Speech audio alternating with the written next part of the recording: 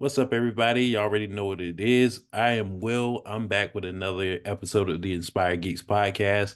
But I got a very special guest here. I got my man Mario here. He's with Valor Comics, and he's actually promoting Gideon Uprising, which is a new comic that he's created. And he has a Kickstarter promoting it. From what I've seen, it seems like a very interesting project, something that my listeners and people that listen, if you're in that nerd space, that Christian space, is looking for some good content here. I think this is like a huge project that you just really want to back and hear more about. So he's going to talk about that. But I'll go ahead and just let him introduce himself and tell me about yourself, Valor Comics, and kind of what got you here today. Cool. Well, it's a pleasure to be here with you, Will, and thank you for putting me on the show. Again, my name is Mario Ruiz. I've been a professional artist for almost 30 years, working in different disciplines, advertising, retail, publishing, non-for-profit. I've always had a love for comics and doing comic books and characters and drawing and all kinds of neat stuff, but I never got the opportunity to go into the big two, even though it wasn't for lack of trying. But I guess it never lined up for me as far as getting a gig. I mean, there were times when I was working with editors at Marvel and sending them stuff, and they were impressed, but I had to pay the bills, so I had to take a job that would grant me some money for the rent and health insurance and security, basically. And as many know, within our industry in doing comics, it's freelance. It's done more for love than for money. Let's just put it that way. So that being the case, I never got the opportunity to sort of line it up to do comics in the mainstream, but I always did my own. And Gideon was something that I had on my mind since I was like in middle school. I was like 15. So it's gone through a bunch of iterations, and but now is the culmination of it after writing a script in 2018, and COVID came in. It was an opportune time to really start putting pencil to paper, or in my case, stylus to tablet, and put this book together and create an imprint, Valor Comics, in which I can tell this type of story. It's a supernatural action story. I say it's like John Wick versus a demon horde. It's a lot of action, very supernatural. It's Bible based. There's a lot of there's uh, I would say it's a morality tale. It's the struggles of a man going out fighting evil throughout time, and what comes of that. So yeah, there's something for everybody in it. So I'm excited because I got my Kickstarter. It's been funded to get printed and distributed, or printed and delivered. But always trying to raise up some more money for the second issue and whatnot, and to keep it going. So Absolutely, absolutely. Glad to hear. And you actually touched upon my first question for you. Listeners, if you again are unfamiliar, like the whole story of getting it is like this supernatural battle against good and evil, against heaven against hell. And you got this immortal warrior named Gideon who is like chosen by heaven to kind of fight the forces of evil. Well, other fallen angels that are trying to bring upon the apocalypse. My question is, I'm also a Christian, longtime nerd in the faith. But what I always like to ask people, like, because I know Christian media always gets like a negative stereotype, like people think it's, boring or it's just trying to be pushy. But with your story, I feel like you're really going into like you're able to draw a lot of great discussions among, Christians and, people who are not among the faith. Was that your intention when you created this story? Because like you said, it's appealing to Christians and non-Christians alike. So was that your intent, like to create something where you could still kind of, well, not preach the gospel, but kind of introduce people to the gospel through this story of Gideon Rising? yeah, I think you hit it on the nose. It was a Valor Comics and doing Gideon was a good vehicle to introduce the gospel to those who normally wouldn't read the Bible, go to church, or anything like that. So I wanted to put these Christian foundational themes of salvation through Christ, the war between the true meaning of spiritual warfare, um, which a lot of people think, and especially in the church, they think spiritual warfare is, exorcism and demonic oppression and all kinds of stuff. And that may have some, some bearing now, not as much as it was around during the early church.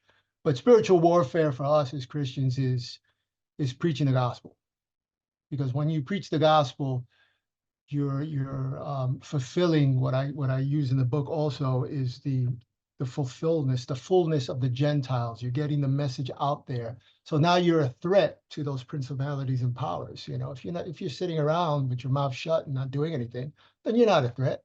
So there's nobody to fight. As soon as you start preaching Jesus, then you're a threat. Then you become, then it's like you're going after, into their territory. So yeah, I did it with that in mind. And I also wanted to tell a good sort of good versus evil story with angels properly. Not the Hollywood version, not, angels always going rogue and have a beef with God. And, it's like they don't like the way God's running things, so they're going to do their thing. And, they're mad at, no, no, no, the stuff that you see like on Good Omens and the nonsense with like the Lucifer miniseries that they not series series that they had on Fox. There are a couple of things on Netflix too that's kind of like skews the understanding of God's relationship and especially in the spiritual realm. So I wanted to really sort of get the story straight in a lot of ways. So introducing, like, there's no ambiguity. This good versus evil. There is, black and white, and there's gray. And the gray is us, is humanity. It's the ones that we're struggling. So yeah, that I think that was a real, like, 50-50 sort of, evangelism, and the other 50 of, finally getting to tell an angel story right. So yeah, I'm excited about that. Absolutely, absolutely. Glad to hear that too. And then just to piggyback off of something you said earlier too, you said this story, you have been writing this story, you said since middle school. So what Yeah. was like the whole inspiration behind Gideon's uprising? Oh man, I guess, I came to the Lord when I was 14 years old. Hmm. And then I used to, there was these things called Chick tracts, by Jack T. Chick, and there were these small little pamphlet things with cartoons, and they were really cool. Um, he had some really good, approach. He had a good approach to the gospel, to a certain degree. Sometimes he would go way out there, but nevertheless, they're really good. It was a nice evangelism tool, to reach people for Christ. And I got caught up in that. I was like, oh man, these are comics and this is really cool. And they had this other like sort of full, sort of full size comic, regular size comic, with these two guys, this white and black guy called the Crusaders, and they would go around doing their thing and stuff like that. And that was cool too. So I started to make my own, and I did like a little strip one time for school, and my art teacher put it up, and the kids were reading it. And some of the guys were reading it, like, "Oh, so do you have any more?" So I was like, and it was a guy called like Captain Christian, reading. Yeah. And yeah, and I was already reading X-Men when Chris Claremont and John Byrne were doing it. So that I was like totally just immersed in that, and I wanted to be John Byrne. I wanted to draw like that. So I was, so it all, came to a crossroads of doing all of this stuff at the same time. And as I got older, Gideon was, went through a couple of iterations. What he wasn't known as Gideon back then. I think the first time I used the name Gideon was back in 1996, 95, 96, which I actually went to an independent company called Caliber. Caliber Mm, Comics back in the day. yeah. And except that Gideon was this alien, sort of like the space alien, you Gotcha. know. And but they liked the story, and they were like, yeah, yeah, well, give us 3 issues and we'll print this stuff. But then they were going through stuff, and I didn't get, I only got to do 2 issues, and so I put that aside, and then I just got the bug again to continue to do comics, uh, and then like right on like 2018, end of 2018, beginning of 2019, I wrote a movie script. I did Gideon Uprising as a movie script, and I just wanted to see, because I'm an Yeah. artist more than Right. consider myself more of an artist than a writer, but I wanted to see if I can write the story, and I submitted it to a few secular competitions and whatnot. And I didn't win anything, but I got really, really good feedback. And they were like, yeah, yeah, this story's solid. It's good. You got some stuff going on here. So I finished the script, and I said, and then during COVID, kind of slowed everything down. So I said, I'm I'm gonna make this. I'm gonna start drawing this. So here we are. Excellent, excellent, man. And again, I mean, I've just been enthralled and just kind of just from what I've seen so far, it's already hooked me, and I haven't even read the first first issue yet. Cool. And just reading the character bios, and that's what I was going to ask you about next too. It seems like you got a really good diverse group of characters in this story too. You got a detective, you got angels, and then you got the main antagonist Samuel. So could you give a little, without spoilers of course, could you give us a little bit of insight into those characters and their motivations? Sure, sure. Well, Gideon isn't quite an immortal. He's more of a blessed human being who lives for a very long time. He's just super strong. He's got, basically your Captain America. He can, he's he's got a little bit of that super soldier stuff. But he lives a very long time. He can die if killed a certain way or whatever, but he's not immortal, but he's been around for a very, very long time. And so he's my protagonist. And there's a mystery going on with Valerie Devine. She plays a New York City detective, and there's something that I can't divulge now. Mm. But the fallen angels and stuff like Samael and Bruzial, which I kind of made up. I kind of used the word the sort of the AL at the end, because you have Belial, and and you have Beelzebub, and you have all these other sort of like the angels always have the L toward the end. Right. Raphael, Michael, Uriel, and then so I wanted to do the reverse and do a Bruziel, Belial, stuff like that. But Samuel, who was once an archangel, he's sort of the main big bad antagonist who sort of pulls a fast one on Satan. Basically, does the same thing, insurrection. It's like, well, and interesting enough, and I think a lot of people don't know, even within the church, is that there is a hierarchy of angelic beings. There is, I tend to believe in what they call it's the divine council worldview, where God has a divine council, like in Psalm 82, and it's not like God can't do anything, like he needs to ask somebody or have a council to counsel him. No, it's just showing the nature of God. He didn't have to make us, but yet he did. Yeah. He didn't have to make angels, yet he did.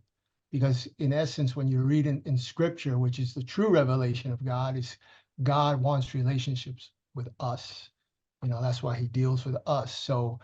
So yeah, and Paul speaks about the powers and principalities, these fallen beings that are in charge of nations, that even God put them in charge back in the day when he, and in Deuteronomy 32, he gave the nations unto, the higher beings, but he kept Israel to himself.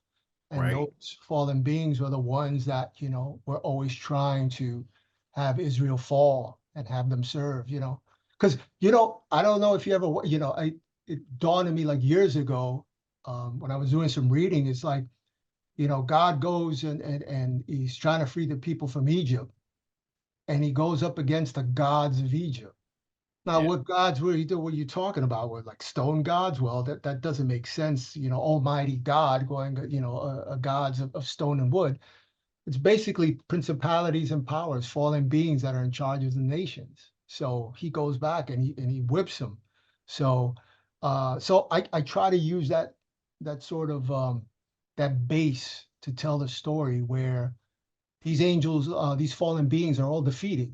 They're defeated. They were defeated 2,000 years ago on the cross, and now the fullness of Amen. the gospel, right?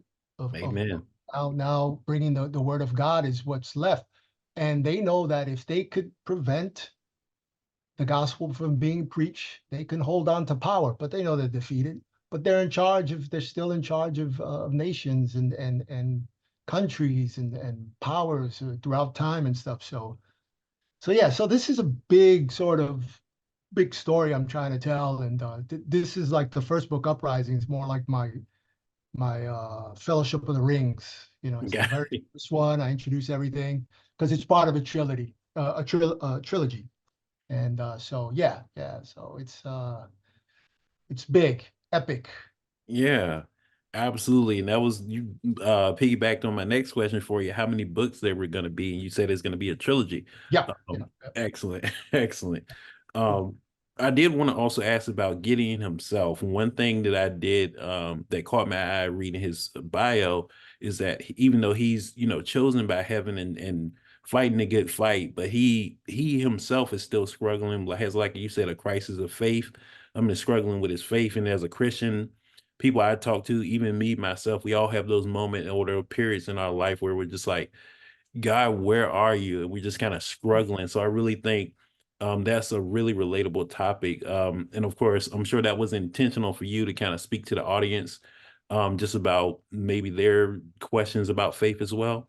Yeah, absolutely. I mean, Gideon, for all intents and purposes, is a human. It's a human man. He's a man. He's a man who's um, has been tasked to sort of, the way I put it, be the tip of the spear, to be that first line of defense against, some of the craziness going on, and of course spreading the message. At the same time, you and I have one lifetime of dealing with stuff and going through all kinds of ups and downs and peaks and valleys. And yeah, sometimes we become doubtful or angry or upset when things don't turn out, or why am I going through this? So imagine going through that for 2,000 years when you've seen everything. You've done everything. You've seen the nature of man. You see how good, in quotations, man can be, and you can also see how evil he is and everything around him. So at the same time, you have to keep fighting the good fight, regardless of what you see. And sometimes what you see is really bad, and he's seen a lot of bad. So yeah, you would tend to have a crisis of faith at times and saying, when, you said you're returning, when is that going to happen? When does this come to an end? Because there's you've seen all types of wars and suffering and pestilence, and he has to deal through that as a human being. So yeah, so in a lot of ways, I wanted to make someone that wasn't this sort of Superman per se, that he's just going through time and just solving all the problems and then just fly away. No, I mean, he feels it, he goes through it, he gets overcome by it at times, but then God is always there to bail him out, to get him out, and I needed someone that we could relate to. So somebody that's seen everything, that nobody can say, well, you don't know what I'm going through. He's like, oh, really? Yeah, well, let me sit down and let me tell you a story, or stories, So yeah, definitely. Awesome, awesome. And then also I did just want to ask too, and this is something you also touched on because I saw the live trailer on your Kickstarter. Mhm. In the future, are you looking to maybe make this into maybe an animated series, a movie, or live action movie, or just kind of like you're trying to do the comics right now? Well, obviously, right now it's just strictly the comics. I want to make sure I tell a good story, quality story, get it to the backers on time. I'm that's like my priority now. In the back of my head, of course, yeah. I think any creator, especially indie creators, we're always thinking, oh, let's make a good movie or cartoon or a mini series, stuff like that. Yeah, I think in those veins. There's the marketing hat that I have to wear too.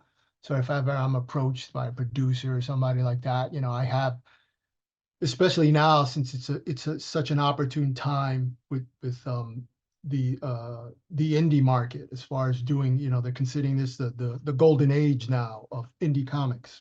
Everybody's just putting out stuff to see what happens because the markets are looking for content to stream and whatnot. And I rather put something like this than see another, Lucifer or another, uh, Right. yeah, some of this other nonsense that's on there. Um, but yeah, even when I'm creating it, I hear like a Hans Zimmer soundtrack in my head while I'm doing it, and I can see the action scenes and yeah, no doubt. I hopefully, God willing, if this, if the audience resonates with it and says, oh man, this is cool, then yeah, why not? Absolutely. Absolutely, because I was like, I envision this in so many ways you could take it beyond just the comics, like an animated series. I could see it as a video game. I could see it as a couple of different things. So I was like, this is something that's really the universe that you created is really something that's interesting. I think it's just going to be a massive success for you. Um, and then another question that I had, because I know my listener is going to ask me too. So I know a lot of them are aspiring comic book creators and artists.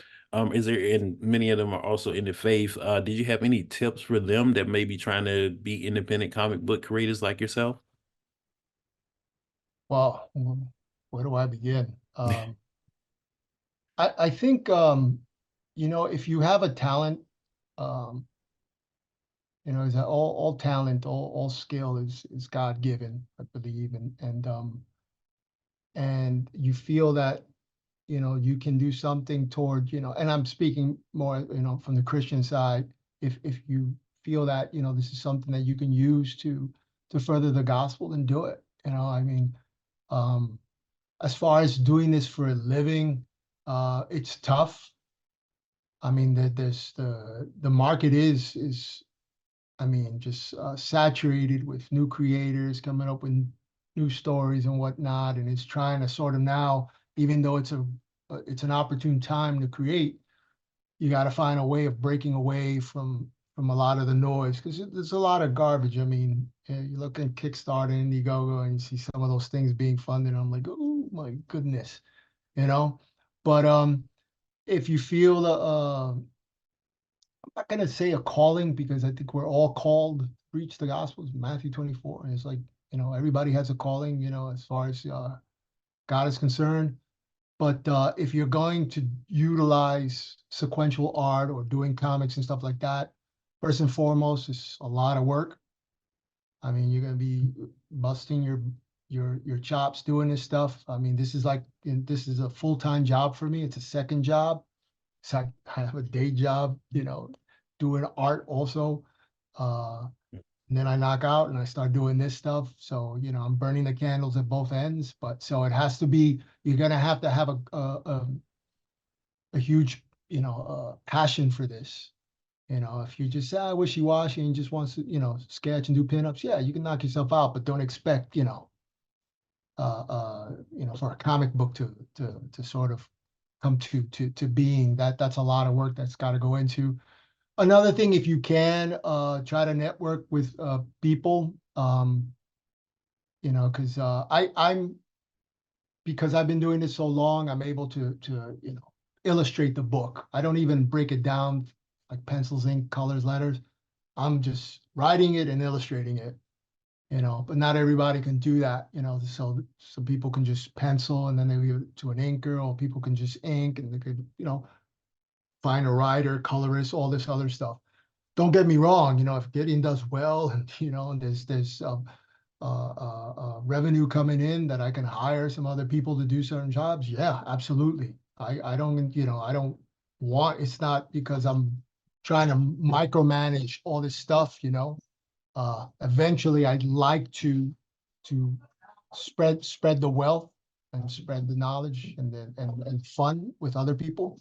But for right now, it's what it is. But yeah, and also if that's a dream of people to do it, you know, chase your dream, man. Go for it. I was speaking to another a friend of mine, and it's like the whole sort of the analogy, that the saying of how do you eat an elephant? It's like one small bite at a time. So that's the same thing with doing comics. Just stay faithful, do a page, a couple of panels but do something every day, and before you know it, then you'll have something really cool, and then you can go the crowdfunding route or whatever it is. But just know that it is a lot of work, a lot of work. It's not for the faint-hearted. Yeah. Absolutely. I absolutely agree with everything you said. I myself, my listeners know, in addition to doing a podcast, I'm a filmmaker myself on the side. I write scripts, so I know exactly what you mean. It's dedication, just listening to God, and just like, because I also, like you, just want to create uplifting content that glorifies God, but also still is entertaining to the, mainstream audience. Yeah. And of course, I'm a huge nerd. I love Marvel and DC, so I always kind of want to incorporate the fun stuff as well. So I just always encourage my audience that way. So I really appreciate you, sharing that with them as well. Um, I did want to ask you though, just more on a fun topic here. I know you may also be, you're a comic book creator. Are there any comics like outside of your own work that you like? Are you like in X-Men, Superman, or you just like, I'm into my I, own stuff? it's like some of the current stuff, I don't get the opportunity to, because I'm busy. Every once in a while I'll see something that the art, like I think it's George Jimenez who's Yeah, doing Batman. I mean, that guy's yeah, phenomenal. And I'm like, oh man, that guy's is really cool. And I got Greg Capullo. Um, I'm also on X Twitter thing, and so I see a lot of other artists on there. So I think I can't say that I go after it like reading anything of late, but I'm also I try to stay on top of like the creators, right. like Jonathan Glapion, who's the inker for who was the inker on the Batman run with Capullo, Snyder Capullo stuff. He's putting something out. That guy's a phenomenal artist. People think, oh, he's just an inker. No, man, that guy could draw his butt off, man, and then brings his skill there. So he's putting something out there that's pretty good. Um, and then I'm pretty much old school in a lot Hmm. of ways. I'm Yeah, because I'm kind of long in the tooth, yeah, considering some of the creators here. But yeah, I grew up with Neil Adams and the Buscema brothers and Ramita and John Byrne and George Perez and Garcia Lopez and all those guys. Been total influence on me. So I've always looked at uh, some of the old school stuff, and I still do every once in a while. I'll go for inspiration. I'll look at, because I like storytelling. say, Uh, yeah, I love the storytelling, and I was looking at some Dark Knight not too long ago. The Frank Miller stuff, and seeing how yeah, he broke his panels down. And but for me, I think the big my big fan is John Romita Jr. I yeah, know actually, people don't like his style and stuff like that, but that guy, his Daredevil Man Without Fear, when he did yeah, with Miller, that's like a master class in storytelling. That he's just, I don't care what he does, man. That guy's yeah, just, I mean, he's just great, and his storytelling is flawless. It's just he knows how to pace and stuff like that, and that's what I try to emulate with and I'm trying to do that with Gideon. Sort of like if I'm telling a movie, because a lot of artists tend to forget that we when we do a book, we sort of, and you as a filmmaker, you know this, as we become like directors of photography. We set up shots, we look lighting, we sort of uh create an atmosphere, whatever it is, to tell the story with just the visual, not without any text or anything. You should be able to sort of read what's going on without any text and go, yeah, okay, I can follow this. And if you can do that, then the text is gravy. Then it's like, oh, okay, I can put this in. But I'm not trying to belittle writing, because writing in itself Yeah, is a whole can of worms there. it, it really is. Absolutely. I definitely understand that sentiment there. No, I Yeah. trust me. I've been on you see my YouTube history of just looking at, how to put a story together, a 3-act play, inciting incidents, drama, it's just how to write dialogue. And then just, I realize it's not just writing, it's rewriting, right? You can put your entire idea down, then it's, you have to cull it and shape it. And just like, in drawing, you start out all crazy on the paper and everything, then you start refining stuff. And so writing is the same thing. And I enjoy writing a lot because it's world building. It's you're creating the Yeah. stuff. I'm visual. I'm seeing stuff as I'm writing it. So it's really, really good. But it's no joke. Yeah, it's formidable. It really is. Gotcha.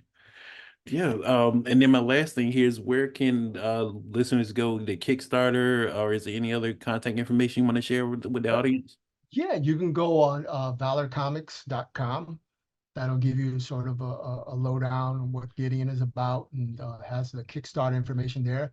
Um, like I said, we became fully funded last week, and that again was for the printing and the shipping, which is, yeah, I'm telling you, this stuff is not easy. It's Yeah. a lot of stuff. It's not, oh, I'm gonna make a comic, it's comics done. Yeah, no, no, no. It's and even the Kickstarter experience itself is somewhat nerve-wracking. I didn't know what to expect when I did it. Everybody just seemed, oh yeah, you do a Kickstarter, people like it, they'll pledge and do something, but nobody told me. I was like looking at my phone like every 5 minutes and wondering why I don't have like $10,000 yet, Yeah. yeah, but they can go on valorcomics.com. They can also get links to the Kickstarter there. I'm also on X/Twitter. Uh, Still not used to saying X, but Yeah. yeah, I'm there, and I'm presently still on Instagram, but a lot of us artists are kind of making an exodus from there. So I think we're going to Kara, and we're checking that out, and yeah, yeah. So, and I'm, just email me, drop me email, want to know questions or whatever like that and stuff. But we have some really cool stuff on the site, a lot of nice rewards, and I'm gonna put some trading cards together too to mail out with the books. I've gotten a couple of, well, I've gotten a few actually of I'm doing a specialty covers, where I do actual art on the cover on the first Right. issue. So yeah, so that's once that's once the Kickstarter is over, then I'll ask the pledgers what character they want on it and stuff like that. So that's gonna be cool. Yeah, I'm excited, I'm just praying, that I'm able to do something that not only uh furthers the gospel, and I'm doing my part to fulfill the fullness of the Gentile, but also do something entertaining and fun, man. Just, man, this is a good read. That's basically, yeah. I want people to enjoy themselves and go, man, I can't wait to see the next one, or this is great. Absolutely, and wholeheartedly agree. And listeners too, I will say the alternate covers are really great. Like if you're in the X-Men, I did see that you did one for Days of Future Past up there. Yeah, So, yeah. That was yeah. I had to do it. Yeah, I had to do a yeah, Brian Austin yeah, thing. I was like, yeah. yeah, excellent, excellent. Well, thank you so much for your time. Again, listeners, please support the Kickstarter for Gideon Rising. I already have. If you can, just share the link, support. I feel like it's something really special. And again, I just thank you so much for your time and being on the podcast. Thank you.